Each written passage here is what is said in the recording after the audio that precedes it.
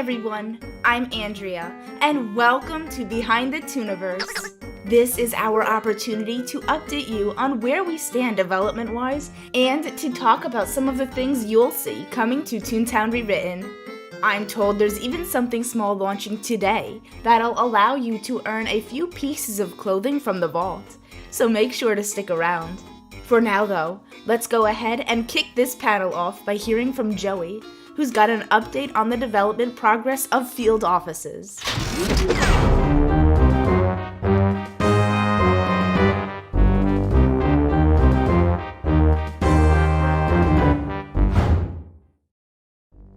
Hi everyone, I'm here to give you a progress update on the largest update we've ever worked on for Toontown Rewritten, both in terms of content and the amount of time that we spent on it.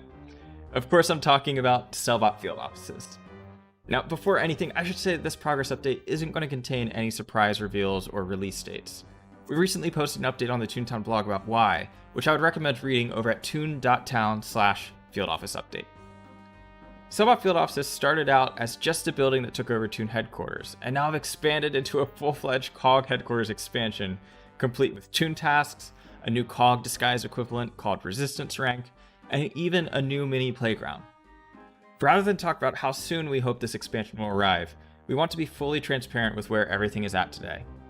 The easiest way that we found to do this was by listing out each feature of the update and giving a rough percentage of how much work had been completed on all of the aspects of that feature.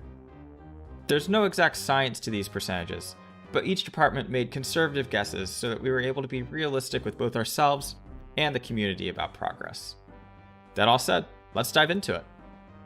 The core gameplay category has to do with all of the framework that makes field offices possible, and of course the core design that changes them from what they were in Toontown Online. This involves all of the programming that needed to be done to have a field office take over a Toon headquarters, to have multiple groups go inside to try and defeat the building, and to make them persist game-wide across all districts. Luckily, all of this is pretty much done.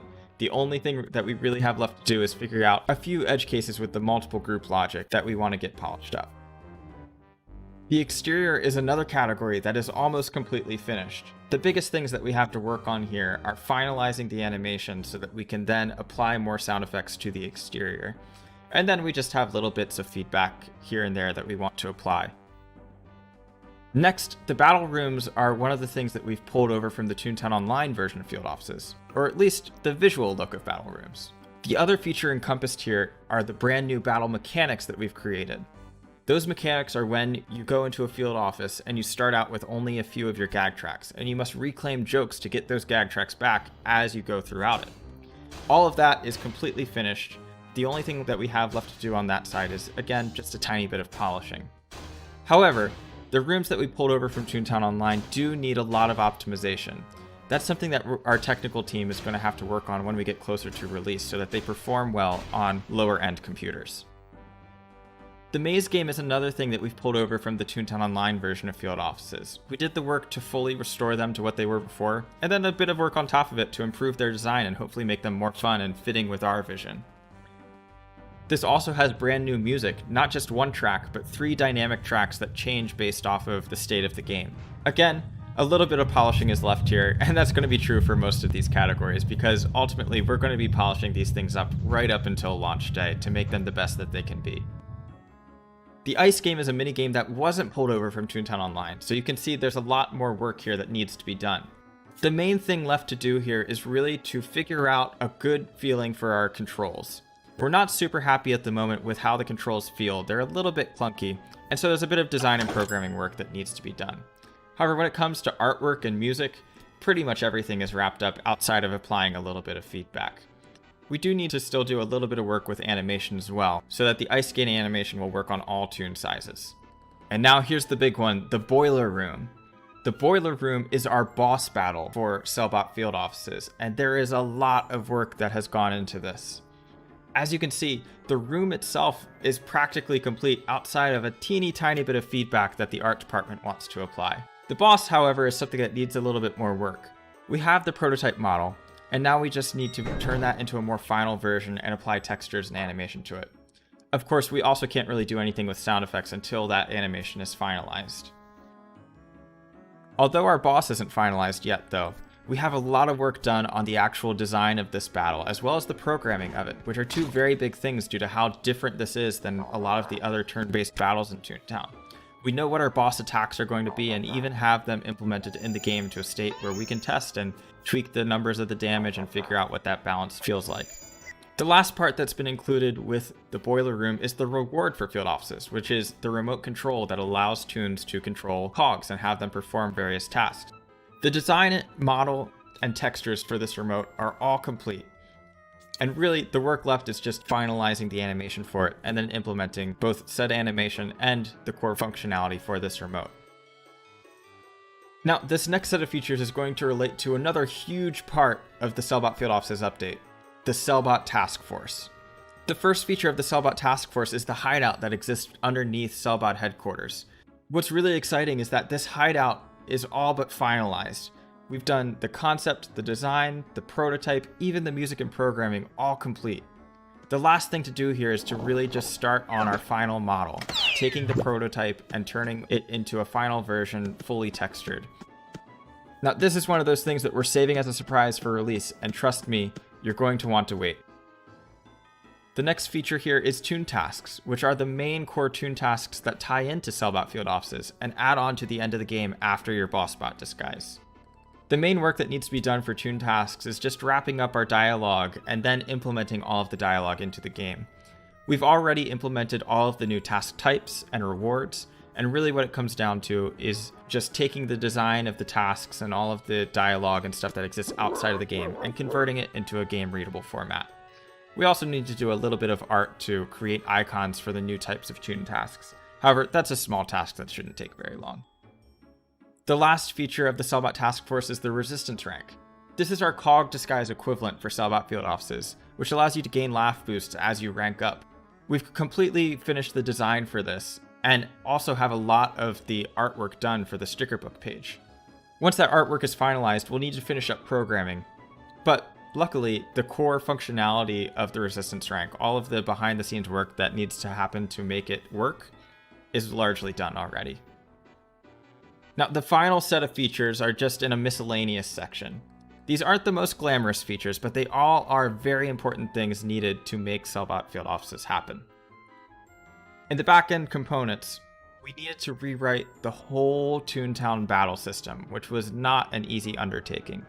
Toontown's battle system is very rigid and wasn't really built for doing things like having more than level 12 cogs or having more than 4 cogs in a battle. We had to go back and redo all of that so we could bend the rules a little bit, and luckily this is something that's going to help out with future content as well.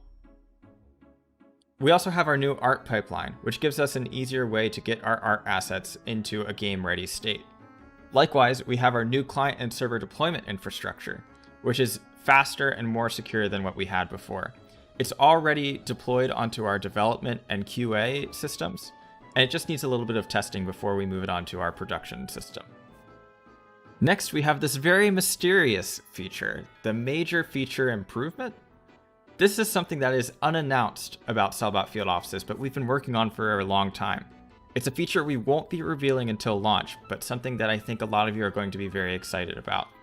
The art and design for this feature is all already done, and the only work that's left to do is to have our technical art team convert that artwork into a game-ready format, and then have the programmers implement said artwork. And now, the very last category to talk about are the launch preparations. These are just a few odds and ends, such as our marketing materials, the videos and whatnot that need to be done before we can launch. We also have our final balancing and QA testing, which are two things that we can't really get started on until we have more of the update finalized. Those things won't take very long, but it's important that we have everything in place so that we can make sure that all the bugs get fixed and all of the game is fully balanced before releasing it to everyone. Now, there you have it. While we aren't prepared to announce a release date for Field Offices based off of these percentages, we hope that this gives you a more clear look at where we're at. We really can't thank you all enough for your patience and understanding during this process. We hope that the lessons we've learned will allow us to finish this update strong, and we really can't wait for you to play it. If you have any questions or want to know more about anything I've talked about today, be sure to send in questions for our Q&A panel next Sunday. In fact, this segment was originally supposed to be an hour long, so there is a whole lot more that I could talk about. For this event though, we've got plenty of other things that we want to talk about, so let's go ahead and move past SELLBOT Field Offices and on to the rest of the panel. Thanks for that update, Joey. Field offices aren't the only thing we've been working on, though. Let's catch a glimpse of what else we can expect to see coming to Toontown Rewritten. The long-awaited next major update for Toontown Rewritten is right around the corner.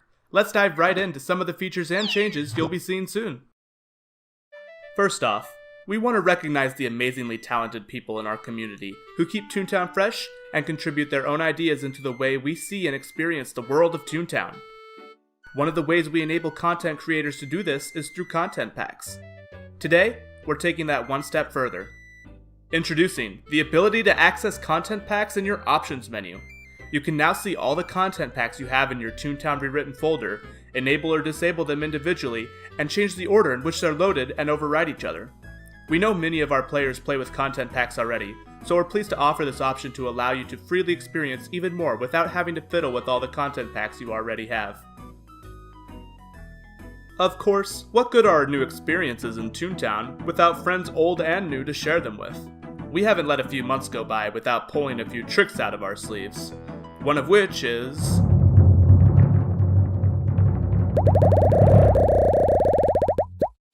That's right!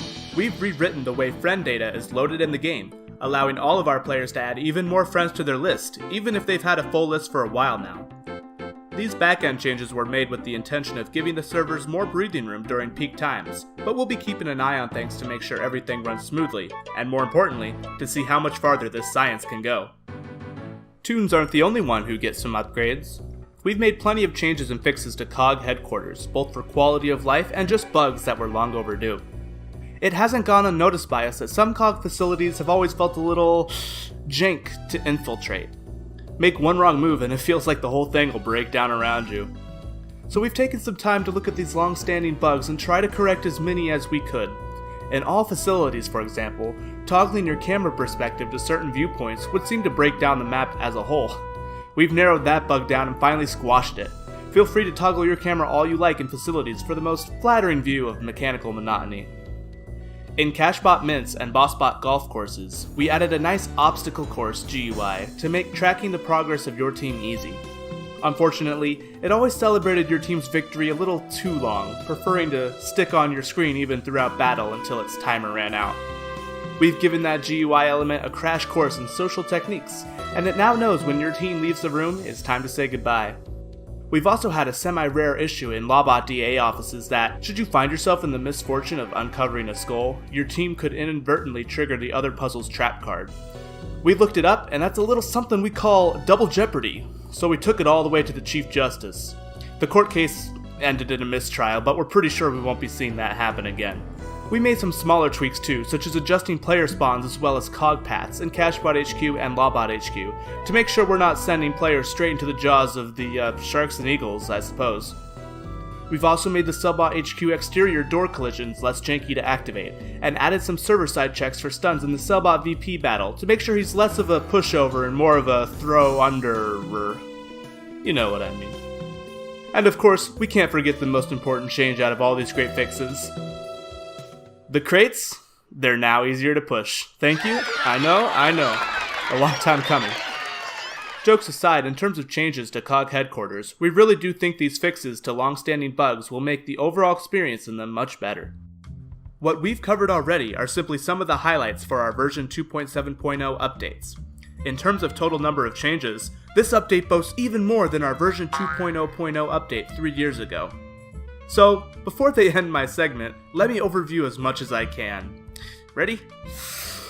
Accessories show up in more places like Toon panels and save buildings. Mega invasions now start and stop every 3 hours, just like the good old days. Toontown partners can now be identified by opening their Toon panel. There's now a category for ambient sound effects that you can toggle on or off at any time. More gender-neutral options are available in the form of furniture and pick-a-name options. We've added more speed chat phrases, including districts, to help you communicate with friends. We finally fixed that nasty hover bug for speed chat, allowing you to access those hard-to-reach phrases. We've reduced other UI jink that caused some glitchiness or unexpected behavior, and we've removed the cog building of doom. You can ask us later. And even more, I can't really fit into this breath. Wow. Well, that sure was a lot. We're really excited to bring you this update. It's been fun watching it grow as we kept finding side ideas or bug fixes to work on the side while we continue to work on field offices. In fact, the amount of overall changes and rewrites of the code are so large and overlap so much that we kind of missed our target. Date, that is. Oops. You'll be seeing 2.7.0 very soon, but due to the amount of core rewrites and mini systems, we need to spend more time testing everything to try not to break any records when it comes to broken ToonFests. We're grateful for your continued patience, and we promise to have it out as soon as we can. That's about it from me today, though. We'll see you all in the new update soon. Wow, all those new features are really exciting. Now, let's go talk to Quentin to hear all about this new code drop he's been telling me about. Hi everyone, I'm sure you will agree with me there's some really cool things coming to Toontown Rewritten development-wise. I'm here today to talk about the first major expansion to our official Discord, some free items you'll be able to get your hands on soon, and ToonFest 2020 merchandise. So without further ado, let's get into it. Some of you may remember that on our last Tooncast, I announced the official Toontown Rewritten Discord server. You may also remember that I did so with a really grainy camera and a really bad microphone, but those days are behind us now. Anyway, the server has grown tremendously in the past few months, and we now have just under 8,500 members. When we launched the server, we introduced a notification system for Nitro boosters where they could be sent information about the game straight to their messages. After watching the server grow for the past couple of months, we've determined that it's no longer necessary for us to lock this behind 0.008% of our server's members. And therefore, in just a few hours, we're going to be opening the Cart Shop channel to all server members so that you can enjoy all of these perks for free.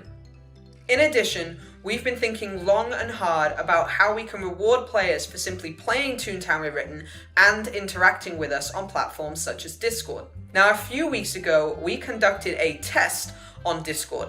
We posted a very vague message in Bulletin Board that said some of you may receive a gift from one of our bots just for playing the game. Now, this created lots of speculation in the community, which was really exciting to see. Now, while this was a test of our infrastructure, it was also something brand new that's going to be happening every single month. So with all of that said, I am pleased to announce Toontown Rewritten delivery drops. Now, what is a delivery drop, you may be asking? Delivery drops are our take on drops, which were introduced by Twitch some time ago. For those of you not familiar with Twitch drops, they're basically a thing where you can win in-game items for simply watching your favorite games. Our drops are fairly similar, but differ in that they are awarded to people for simply playing Toontown Rewritten at certain times. I'm told that Postmaster Pete is going to be keeping a watchful eye, and those of you just playing the game might be in for some luck and might receive a gift. As I mentioned previously, these are going to be happening every single month from now on. Specifically on the first weekend of every month. There are 4 items to be earned, each of which will be available 3 times a year. Those of you who have been paying attention the past few weeks may have already deduced that the trash can shirt that you've seen people wearing is actually linked to our vague Discord announcement and was actually the first delivery drop. But let's check out the other items. So as you can see here, we've got 4 items and the times in which they'll be available throughout the year. As I said before though, these will only be available the first weekend of every month, so you'll have to be quick. Now we understand that waiting until December to earn one of these items isn't much fun, which is why we've decided to turn all 4 drops on for the remainder of the ToonFest at Home celebration. Shortly after the conclusion of Behind the Tooniverse, all 4 items will be available via delivery drops until the end of the week. Now you may be wondering, how do I earn a delivery drop? Well, most of it's based on luck and simply by playing the game, but there are a few extra steps to take to make sure you are eligible, and I'll walk you through those now. Basically, you just need to be in our Discord hub server, use the desktop version of Discord for either Windows or Mac, ensure that you don't have the Toontown Post Office bot blocked, and enable your Discord integration. This includes displaying which toon you're currently playing. Now we've covered a lot of information today, and I'm sure you've already forgotten half of it. I don't blame you, and I promise you I would have done the same thing. If you remember back to the scrolling animation we saw earlier, you would have seen that we've created a new channel on our Discord server that has everything I've covered today and more. And actually, that channel is opening right now, so you should definitely go and check that out. You'll also want to keep an eye on the bulletin board channel, as we'll be posting here once the delivery drops for this week have been activated. On the topic of items, we know that not all of our players use Discord, and not everyone will win a delivery drop. As a result, we've opened up the vault and we're bringing back 2 items from Toontown Online that you'll be able to unlock for your Toon right now, actually. Simply navigate to the options and codes page of your sticker book and enter code End of Summer. Again, that is the code End of Summer, and you'll be able to unlock 2 awesome shirts for your Toon. Finally, let's talk ToonFest merchandise. Before ToonFest at Replay FX got cancelled this year, we were hard at work making merchandise for the convention. This includes this year's trading cards, postcard, and poster. Let's take a look. Here are this year's trading cards. We've got High Dive, the Chief Justice, and Tutorial Tom, all of which will make a great addition to any Toontown fans collection. This year's postcard is brought to you by Goofy's Speedway. And our poster for this year is...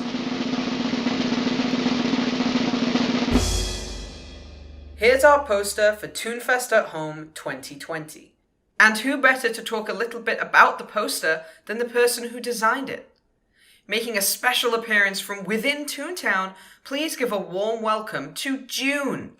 Hi everyone, my name's June, and I'm a brand artist for the Toontown Rewritten team. And I really like to work on the poster because as an artist, it challenges me, and I'm pretty sure a lot of people understand the need for it to challenge, to improve, because that's how we improve as artists.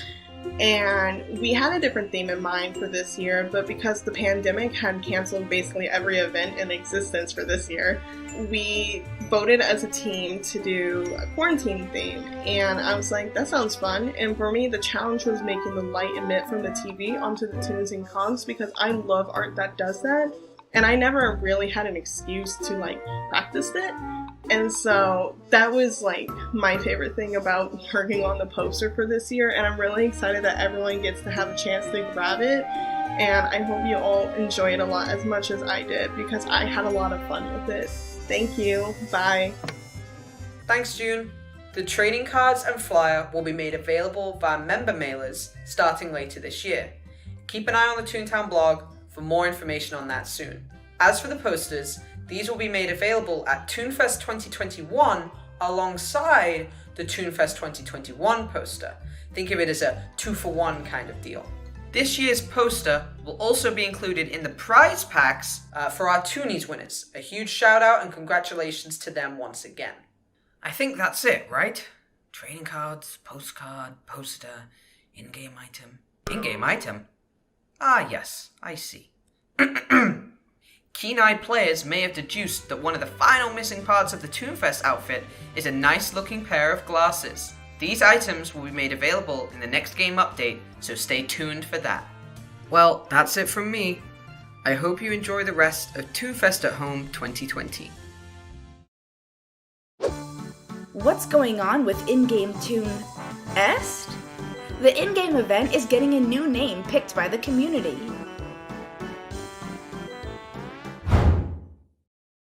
The event tunnel in Acorn Acres has once again opened up to celebrate the anniversary of Toontown Rewritten. You can run to the ToonFest grounds in-game for another fun-filled month of activities. Over the years, the name ToonFest has been used for a lot of different things. It originally started as the name of Disney's real-world events to celebrate Toontown. Then we turned it into an in-game festival. Now we're hosting real-world events again. To prevent confusion, we've asked the community to come up with a new name to distinguish both our in-game festivities and our real-world events. To keep in spirit with the name's origins, we're keeping ToonFest as the name of our real-world events. Last year, hundreds of Toons voted to pick a brand new name that would come out this year. Things backfired a bit, however, when we had to reschedule the real-world event to happen alongside the in-game event due to COVID-19. Making the two events closer than ever for even more confusion. While ToonFest's name is staying the same for one more year, it's time to finally announce the new name and look for the event going forward. The new name of the event with a whopping 47% of the votes will be Cartoonable. In the future, the Cartoonival will officially be coming to Toontown in place of the in-game ToonFest. These changes will be included in our massive 2.7.0 update, which is still not quite ready yet. No matter the name, we hope you still have fun earning tokens, collecting accessories, and boosting your experience with merry multipliers from now until October 19th. Have fun! Before we wrap things up, we've got one thing left to share. Next weekend, we will premiere a brand new, previously unannounced event as part of our ToonFest at Home celebration. Let's hear from Joey to see what this is all about. As many of you know, this year marks the 6th anniversary of ToonFest. And now for each of those years, we've been able to work with Toontown Online developers to find fun ways to connect them with the community, way beyond the years that any of us would expect them to. It's been so fun to have Jesse Schell and Sean Patton join us in the past for Q&A, Fish Bingo, and all that great stuff. But some of you may have noticed that they're suspiciously not on our schedule this year. Now, rest assured, Jesse and Sean are going to be back this year, and this is the exciting part. They're bringing a few old friends with them. So for the first time ever, we're going to be reuniting some of the most prominent members of the Toon Council for a special one-time event during ToonFest. That means former Disney Imagineers Bruce Woodside, Felipe Lara, and Joe Shockett are all coming together with Jesse and Sean to do this special event. Now, all of them have contributed just an unmeasurable amount of things to Toontown during their time working on it.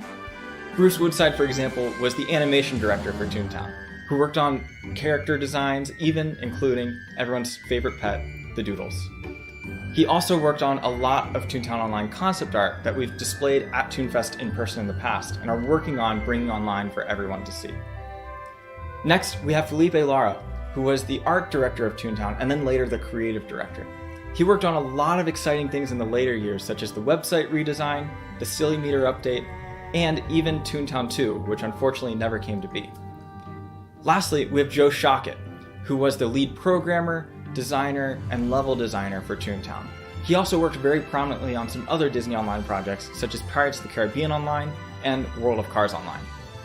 Now, unfortunately, we couldn't get schedules aligned to do a live event with them, but we've pre-recorded the Toontown Online Dev Reunion, and we're going to be airing it next Saturday right here on YouTube and Twitch at 2 p.m. Toontown time, or 2 p.m. Pacific.